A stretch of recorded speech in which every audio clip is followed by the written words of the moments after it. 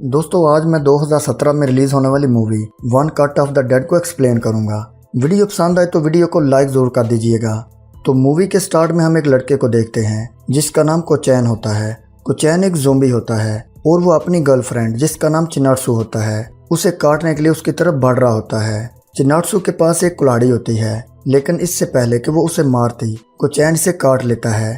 तभी हमें पता चलता है कि यहाँ पर एक मूवी की शूटिंग हो रही है और ये उसी मूवी का एक सीन होता है। चिनात्सु एक बार फिर इस टेक में फेल हो जाती है क्योंकि इस मूवी का डायरेक्टर जिसका नाम हिगुरेशी होता है वो बहुत गुस्से वाला होता है। इसलिए वो चिनात्सु को डांटने लगता है और उसे कहता है कि तुम्हारे अंदर काबिलियत है ही नहीं, इसलिए तुम कभी भी कामयाब नहीं हो पाओगी। इसके बाद हिगुरेशी यहाँ से चला जाता है। इसकी बातों की वजह से चिनात्सु काफी नाराज हो जाती है।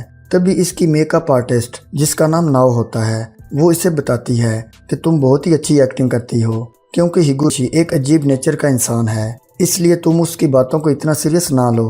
फिर कोचैन कहता है कि ये जगह काफी खौफनाक और डरावनी लग रही है। तभी नाओ इसे बताती है कि ये एक हॉन्टेड लोकेशन है और कहा जाता है कि दूसरी जंग अजीम के वक्त यहाँ पर आर्मी वालों ने इंसान की बॉडी पर कुछ एक्सपेरिमेंट किए थे ताकि वो मरे हुए इंसानों को दोबारा जिंदा कर सकें, लेकिन इस हादसे में वो मरे हुए लोग ज़ोंबी बन गए थे। इसी दौरान अचानक इन्हें दरवाजे पर कोई आवाज़ सुनाई देती है जिससे ये डर जाते हैं। फिर ये सोचते हैं कि ज़ोंबी की कहानी एक खुद से बनाई गई कहानी है, इसलिए ये उस आवाज़ को इग्नोर कर देते हैं और दोबारा बातें करने लगते हैं। फिर कोचैन नाओ से कहता है कि तुम हमें अपने बारे में कुछ बताओ। तो नाओ इन्हें बताती है कि मैं मेकअप आर्टिस्ट के अलावा एक सेल्फ डिफेंस टीचर भी हूँ और लोगों को सिखाती हूँ कि वो खतरे के वक्त खुद को किस तरह बचा सकते हैं। दूसरी तरफ हम कैमरामैन को देखते हैं जो कि बाहर ग्राउंड में टहल रहा होता है। तभी इसके पीछे एक ज़ोंबी आ जाता है जिसे देखकर ये समझता है कि इसने ज़ोंबी जैसा मेकअप किया है, इसलिए वो उसकी एक्टिंग की तारीफ करने लगता है। तभी वो ज़ोंबी इसको काट लेता है और इसके कटे हुए हाथ को अंदर की तरफ फेंक देता है। यहाँ नाओ सोचती है कि शायद ये मूवी की शूटिंग के लिए बनाया गया एक हाथ है। तभी यहाँ पर कैमरामैन आता है और वो कोचैन के ऊपर गिर जाता है। इसे देखकर ये सब हंसने लगते हैं क्योंकि इन्हें ये एक प्रैंक लगता है जिसमें सब मिलकर इन्हें डराना चाहते हैं। लेकिन जब नाओ देखती है तो उस कैमरामैन का हाथ सच में कट चुका होता है, इसलिए ये सब डर जाते हैं। इन्हें पता चल जाता है कि कैमरामैन मर चुका है। इसी दौरान वो ज़ोंबी यहाँ पर भी आ जाता है और चिनात्सु पर अटैक कर देता है, लेकिन कोचैन इसे बचा लेता है और किसी तरह इस ज़ोंबी को बाहर निकाल कर दरवाज़ा लॉक कर देता है। इन सब को इस बात पर यकीन नहीं हो रहा होता कि हकीकत में लोग ज़ोंबी बन गए हैं। तभी कैमरामैन खड़ा हो जाता है और इन पर पागलों की तरह अटैक करने लगता है क्योंकि वो भी वायरस की वजह से ज़ोंबी बन चुका था। फिर किसी तरह कोचैन इसे भी यहाँ से बाहर निकाल देता है। अब ये तीनों काफ़ी ज़्यादा डर जाते हैं। तभी डायरेक्टर यहाँ पर आ जाता है और इनकी इस सिचुएशन को रिकॉर्ड करने लगता है।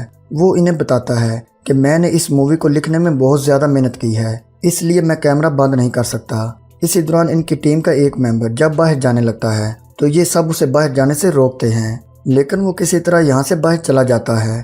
तभी उसको रिकॉर्ड करने के लिए ये सरफिरा डायरेक्टर भी उसके पीछे बाहर चला जाता है। फिर कोचैन दरवाज़ा बंद कर लेता है, जिसके बाद ये तीनों कंफर्म करते हैं कि कहीं इनमें से तो कोई इन्फेक्टेड नहीं हुआ। अब यहाँ कोचैन अपने मोबाइल में सिग्नल ढूंढने की कोशिश करने लगता है, लेकिन इस जगह कोई भी नेटवर्क नहीं आता। फिर नाओ इन दोनों को एक ऐसी बात बताती है जो कि अभी तक इसने इन्हें नहीं बताई थी। वो बताती है कि लोगों का कहना है कि अगर हम किसी मरे हुए इंसान के खून को एक मंत्र पढ़ते हुए स्टार की शेप में फैलाएं तो वो इंसान फिर से जिंदा हो जाता है, और इसीलिए ही ये सब कुछ हुआ है। उस डायरेक्टर ने भी इसको ट्राई करने के लिए एक आदमी को छत पर ऐसे ही खून फैलाने के लिए कहा था, और इसीलिए ये सब कुछ हो रहा है। इसी दौरान बाहर से डायरेक्टर जोर जोर से दरवाजे को पीटने लगता है। तभी उसकी हेल्प करने के लिए ये दरवाज़ा खोल देते हैं, लेकिन वो सरफिरा डायरेक्टर एक ज़ोंबी को यहाँ पर ले आता है और उसे इन पर छोड़कर इनके डरे हुए रिएक्शन को रिकॉर्ड करने लगता है। तभी नाओ एक कुल्हाड़ी से उस ज़ोंबी को मार देती है, लेकिन वो डायरेक्टर शूटिंग के लिए पूरी तरह पागल था, इसलिए कोचैन उसे भी मारकर बेहोश कर देता है। इसके बाद ये बाहर गाड़ी की तरफ जाने लगते हैं, लेकिन गाड़ी की चाबी कैमरामैन के पास होती है। इसी दौरान वो डायरेक्टर भी यहाँ पर आ जाता है। वो गाड़ी के दरवाजे को खोल देता है ताकि वो दोबारा इनके डरे हुए रिएक्शन को रिकॉर्ड कर सके। यहाँ कैमरामैन चिनात्सु पर अटैक कर देता है और इसी दौरान वो कैमरामैन से बैग छीनकर यहाँ से भागने लगती है। कोचैन इसे बचाता है और ये दोनों दोबारा नाओ के पास यानी उस हाल में पहुँच जाते हैं। तभी ये चिनात्सु के पैर में एक जख्म को देखते हैं, लेकिन वो खुद भी इस बारे में नहीं जानती थी कि ज़ोंबी ने इसे काटा भी है या नहीं, इसलिए नाओ इसे भी मारने लगती है, लेकिन कोचैन इसे बचाता है और फिर वो यहाँ से भागने लगती है। इस तरह भागते भागते ये बिल्डिंग के छत पर चली जाती है, लेकिन नाव इसे मारने के लिए यहाँ पर भी पहुँच जाती है। तभी यहाँ पर कोचैन भी आ जाता है और वो नाव को जान से मार देता है। अब इसी वजह से चिनात्सु इस पर गुस्सा करने लगती है और यहाँ से चली जाती है। इसी दौरान कोचैन को कोई नीचे की तरफ खींच लेता है। इसके बाद चिनात्सु भागते हुए एक केबिन में जाती है, जहाँ पर वो देखती है कि इसे कोई चोट नहीं लगी और वो बिल्कुल सेफ है। तभी यहाँ पर कोई स्ट्रेंज आदमी आता है, जिसे देखकर ये बहुत ज़्यादा डर जाती है। फिर वो यहाँ से बाहर निकलकर भागने लगती है। तभी इसे यहाँ से एक कुल्हाड़ी मिलती है। इसी दौरान वो छत पर कोचैन को देखती है। फिर वो भागते हुए जब कोचैन के पास जाती है तो वो देखती है कि कोचैन भी अब एक ज़ोंबी बन चुका है और वो चिनात्सु को काटने के लिए उसकी तरफ बढ़ने लगता है। तभी इसी दौरान डायरेक्टर भी यहाँ पर आ जाता है और वो इस सीन को रिकॉर्ड करने लगता है। तभी चिनात्सु कुल्हाड़ी से वार करके कोचैन को मार देती है, जिसके बाद वो डायरेक्टर को भी मारने के लिए उसके पीछे भागती है और उसे भी जान से मार देती है। फिर चिनात्सु खून से बने उस स्टार में आकर खड़ी हो जाती है, जिसकी वजह से ये सब हो रहा था। फिर इसी वक्त हम स्क्रीन पर मूवी क्रेडिट्स देखते हैं, मतलब कि ये एक मूवी थी जिसे हमने पिछले कुछ टाइम से हकीकत समझ रखा था। इसके बाद हम एक महीने पहले का सीन देखते हैं, जहां पर हम डायरेक्टर हिगुरेशी को देखते हैं, जो कि हकीकत में भी एक डायरेक्टर होता है। वो अपनी टीम के साथ एक मूवी के कुछ सीन रिकॉर्ड कर रहा होता है। यहाँ पर हमें पता चलता है कि हिगुरेशी एक एवरेज बजट मूवी डायरेक्टर है, जो थोड़े पैसों में मूवी को एक अच्छी क्वालिटी में बनाता है। इसीलिए एक कंपनी इसे एक ज़ोंबी मूवी पर काम करने का ऑर्डर देती है। इस मूवी का लाइव पॉडकास्ट किया जाएगा, इसलिए इन्हें ये मूवी एक ही शॉट में बनानी होगी। फिर हिगुरेशी अपने घर जाता है और अपनी बीवी को इस मूवी की ऑफर के बारे में बताता है। हिगुरेशी की एक बेटी भी होती है, जिसका नाम नाओ होता है। फिर अगले दिन मूवी की एक्टिंग टीम की सिलेक्शन के लिए ऑडिशन होता है, जहां पर इस मूवी की टीम को देखते हैं। इस मूवी का हीरो कोचैन होता है, जो कि अभी इस फील्ड में बिल्कुल नया होता है, और इसकी हीरोइन चिनात्सु होती है। इस मूवी का एक कैमरा मैन होता है, जो कि हमेशा शराब के नशे में रहता है। इसके अलावा इस टीम में एक साउंड रिकॉर्डर होता है, जिसको नॉर्मल पानी से एलर्जी होती है, इसलिए वो हमेशा फिल्टर्ड पानी पीता था। फिर ये इस मूवी को बनाने के लिए एक खास टॉपिक पर डिस्कशन करने लगते हैं, जिसके बाद अगले दिन ये सब शूटिंग वाली जगह पर पहुंच जाते हैं। लेकिन शूटिंग शुरू होने से पहले इस मूवी में डायरेक्टर का रोल करने वाला एक्टर ही नहीं आता, इसलिए डायरेक्टर हिगुरेशी फैसला करता है कि अब वो खुद इस मूवी में डायरेक्टर का रोल निभाएगा।